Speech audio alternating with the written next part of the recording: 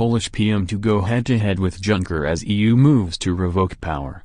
Mateusz Morawiecki will go head-to-head with EU Commission President Jean Claude-Junker today after the EU moved to block Poland's voting rights by imposing a never-before-used legal clause. The sanction, which is yet to come into force, is in response to controversial judicial reforms and internal affairs in Poland which give more power to the government. Mr Juncker and Commission Vice President Frans Timmermans triggered Article 7 against the rebel state last month, demanding Poland's steps in line with the rest of the European Union. But it is unknown whether Mr Morawiecki, who stepped up from finance minister to replace Beata Szydlo last month, will be aiming to improve relations with Brussels or further the divide as he sets off for Brussels today. What is certain, however, is the new Prime Minister will first announce a dramatic cabinet reshuffle that could indicate exactly how he intends on handling the delicate rift. The long-expected shake-up will likely involve naming a new finance, foreign, environment and health minister, several sources close to the ruling Law and Justice (PiS) party said. Mr Morawiecki's spokeswoman Joanna Kopczynska said, the swearing-in should take place around noon.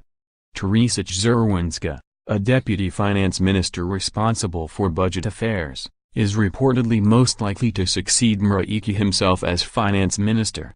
Two other sources said either President Andrzej Duda's top foreign policy advisor, Krzysztof Szczerski, or Adam Bilan, a deputy speaker of the upper house of parliament, would replace Witold Waszczykowski as foreign minister. A government source said, Szczerski has long been the top candidate but Bilan's candidacy is also strong. Mr Morawiecki's initial cabinet was sworn into office in December, with all ministers who served under Beata Szydlo keeping their jobs. The head of the governing Law and Justice (PiS) party, Jarosław Kaczyński, said at the time that he was almost certain that a government reshuffle would take place at the start of the new year. And Kaczyński added that the changes, to the cabinet, will be significant. Poland, once a champion of democratic changes after the fall of communism, is now at loggerheads with the European Union over sweeping changes to state institutions that critics say have undermined democracy and the rule of law. The European Commission began the process of enacting Article 7 of the EU Treaty against Poland last month, citing a clear risk of a serious breach in the rule of law due to perceived threats against an independent legal arm.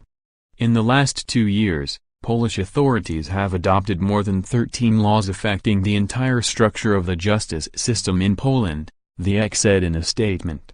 And the changes are expected to stack the courts with government-friendly judges, and contribute to a lack of an independent and legitimate constitutional review and judicial independence. The Commission called on national governments in December to start the unprecedented process of sanctioning the rebel state in a move which could lead to Poland being stripped of its voting rights.